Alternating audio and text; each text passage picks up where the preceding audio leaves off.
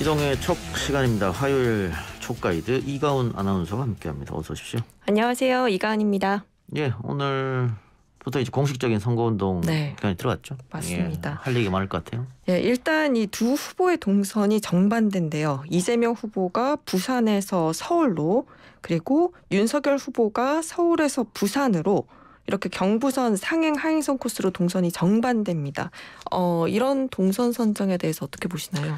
일단 이재명 후보 같은 경우에는 이제 PK, TK 거쳐서 이제 대전 찍고 이제 서울로 오는 건데, 아무래도 PK, TK가 이재명 후보한테는 좀 약세 지역이지 않습니까? 네. 약세 지역부터 공략하겠다 이런 생각이었고, 특히 노무현, 문재인 두 대통령을 배출한 곳이 부산이니까 지금 송영길 당대표는 부산에서 목표를 50% 잡았습니다. 득표율. 네. 목표가 50%니까 실질적으로 50% 하기가 좀 어렵겠죠. 그래서 다만 지금껏 노무현 후보나 문재인 후보가 거둔 것보다는 더 거둘 자신이 좀 있지 않느냐.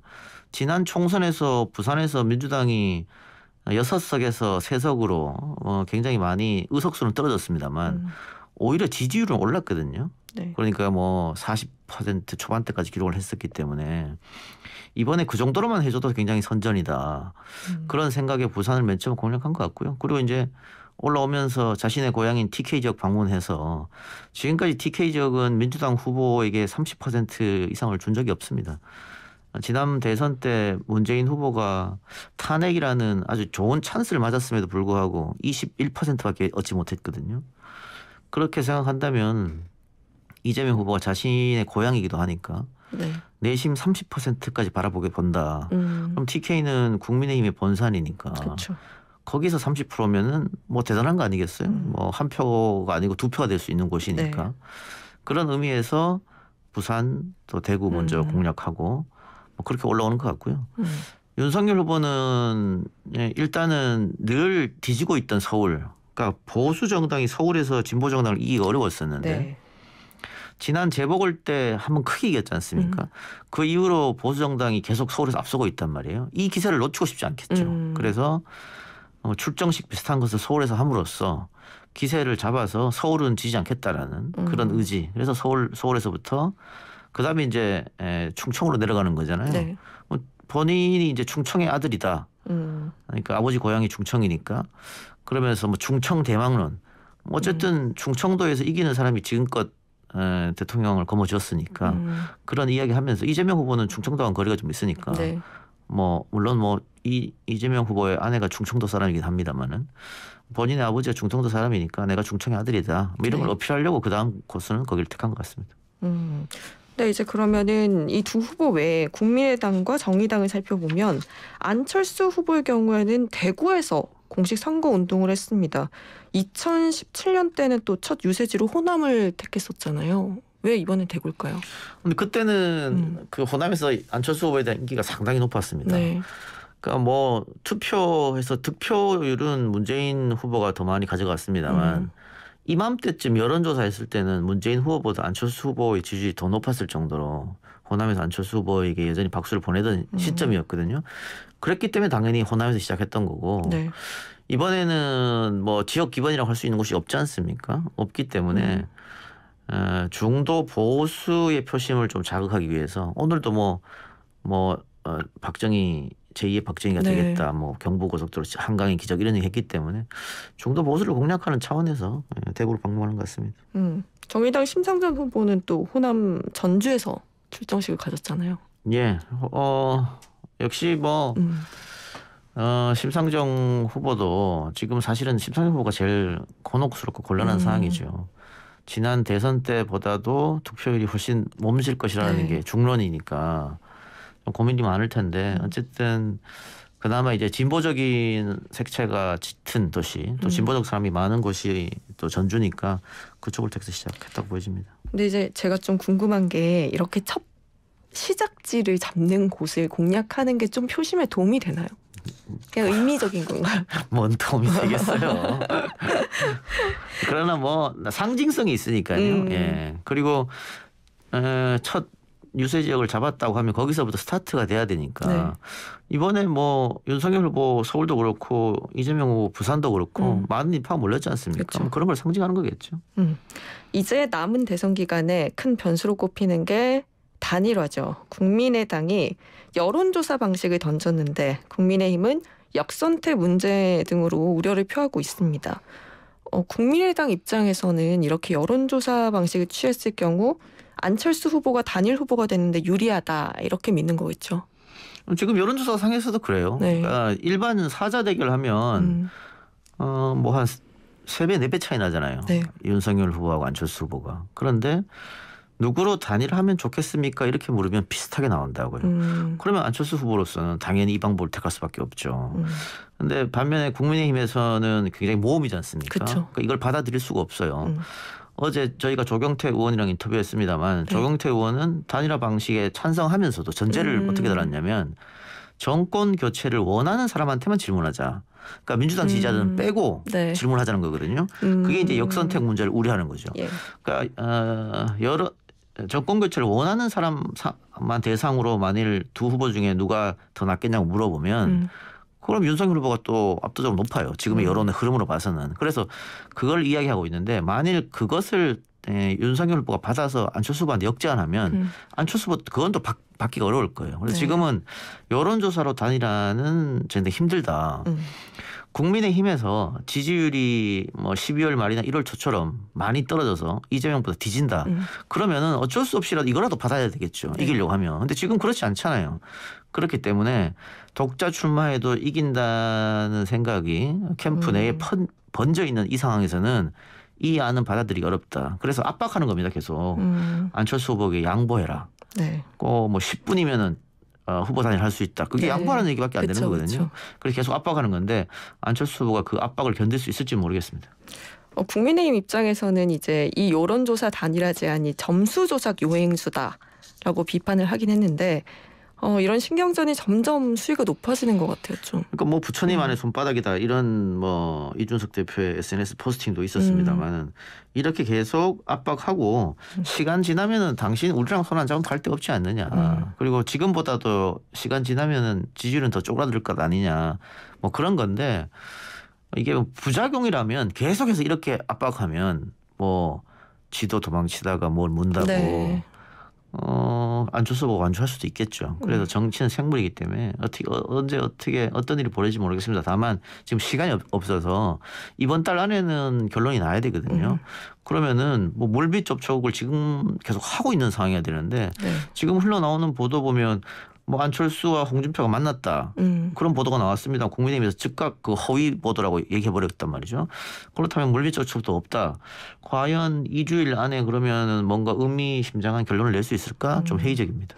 안철수 후보 측에서 이제 2, 3일 안에 결정을 해라라고 시한을 박았는데 아무래도 좀 이 안에 합의가 되기는 어렵겠죠. 국민의힘에서는 못 봤습니다. 근데 문제는 이 여론조사 방식을 국민의힘이 이전에 사용하던 방식이잖아요. 예. 아니 그때는 오세훈이 이길지 그러니까 박영선이 이길지 모르는 상황이었잖아요. 단일화 뭐 한다 안 한다 이럴 때는 LH 터지기 전이고 뭐 이랬을 테니까. 그래서 독자 후보로 출마하고 안철수가 무소속으로 나오면 혹은 국민의당으로 나오면 우리가 질 수도 있다 판단했기 때문에 무조건 단일화 해야 되는 거였고 네. 지금은 상황이 달라졌죠. 예. 게다가 손을 잡으면 뭔가를 내줘야 될 거 아닙니까? 그쵸. 후보를 양보받았으니까 뭔가를 대선 승리 이후에 뭔가를 넘겨줘야 되는데 네. 그러고 싶지 않을 거예요. 전리품을 다 자기가 갖고 싶어 하지 누가 남겨주고 싶어 하겠습니까? 여론조사 보면은 윤석열, 안철수 누가 단일화 후보가 되든지 이재명 후보를 오차범위 밖에서 이긴다라는 결과가 나오고 있어요. 민주당 입장에서는 이 단일화가 굉장히 부담스러울 것 같거든요. 그렇죠. 가장 최악의 상황이죠. 민주당 입장에서는. 근데 뭐 민주당이 뭐 할 수 있는 뾰족한 방법은 없어요. 네, 이제 다른 주제로 넘어가 보겠습니다. 이제 오늘 관훈클럽 초청으로 열릴 예정이었던 대선 후보 4자 토론이 국민의힘 윤석열 후보의 불참 의사로 무산이 됐습니다. 이유로는 이제 일정상 어렵다라고 하긴 했는데 지난 8일 토론도 또 뭐 편향성을 문제 삼으면서 무산이 되기도 했었잖아요. 이런 식으로 계속 토론회가 안 되는 상황에 대해서 어떻게 보세요? 원래 1등 후보는 뭐 구태여 토론할 필요 없다. 그런데 지금 윤석열 후보를 1등 후보라고 할 수 있을까? 전부 다 오차 범인의 접전인데 네. 혹은 뭐 지고 있는 것도 한두 개 나오잖아요. 근데 1등 후보로 할 수 있을까? 근데 1등 후보 전략은 아니다. 그럼 무슨 전략이냐 도대체. 실수 안 하는 전략이죠.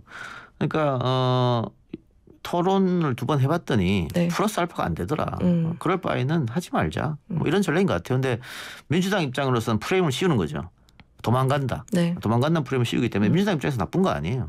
그러니까 사실 일정이 안 맞는다는 것은 좀 핑계라고 보이잖아요. 다들 그렇죠. 바쁜 일정이죠. 그럼 일정이 빼면 되는 건데 일정 때 안 만나 그래서 이해가 좀 이해가 안 되는 건데 이렇게 됨으로 해서 이제는 법정 토론 3회 그렇죠. 밖에 못하게 돼 있다. 예, 그런 생각이 드네요.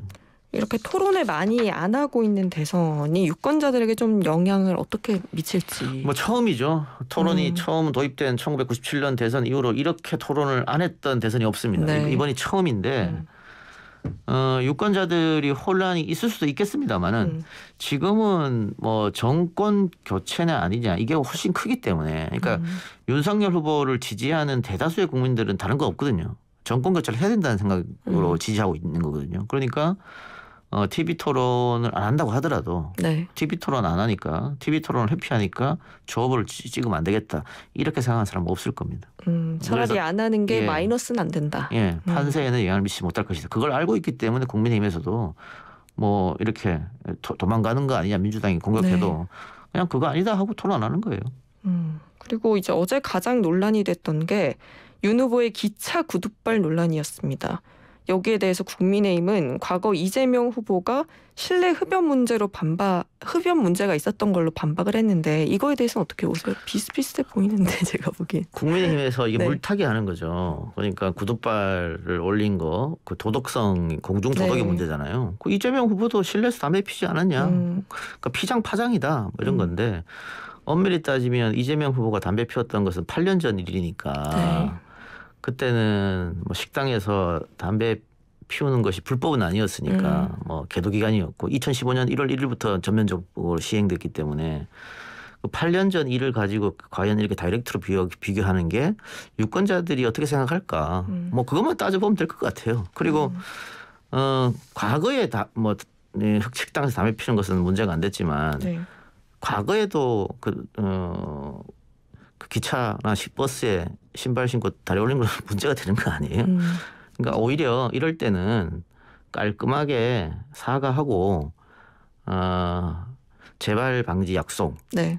우리가 조금 안이하게 판단했다. 다시는 이런 일 없을 것이다. 이렇게 하면 오히려 빨리 털고 넘어가는데 여기에 대해서 국민의힘이 이준석 대표가 여러 차례 SNS 올리면서 후보가 다리에 경련이 나서 뭐 다리를 그래서 네, 좀 그쵸. 쪽쭉 폈다 뭐 이런 해명이 있었잖아요. 그러다 네. 보니까 거짓 논란까지 번졌지 않습니까? 그리고 이재명 후보도 담배 피지 않았냐.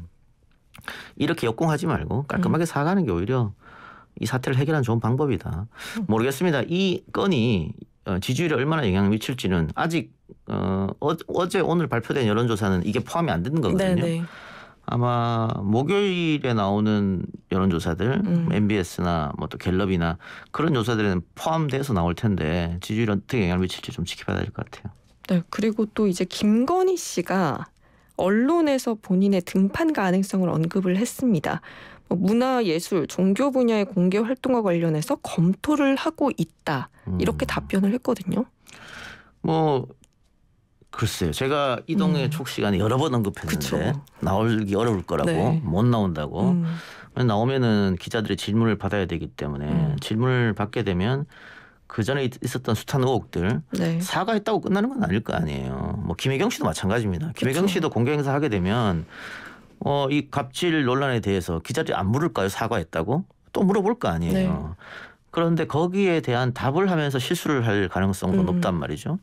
그렇기 때문에 쉽게 나오기는 어렵지 않겠나 싶었는데 오늘 뭐 이게 준비된 인터뷰는 아니고 뭐 김정한 목사 만나러 가서 나오는 그쵸. 데서 갑자기 이제 기자가 와서 마이크를 건넸고 본인이 뭐 등판한다는 건 아니고 그런 조언이 있었다. 여러 사람들로부터 뭐 문화예술 분야, 뭐 김건희 씨 전문 분야라고 하니까 거기에 대해서 후보를 좀 도와줘야 되지 않겠느냐 조언이 있었고 생각하고 있다, 뭐 검토하겠다, 뭐 그런 거 있잖아요. 네. 아직 뭐 아무것도 정해진 건 없다.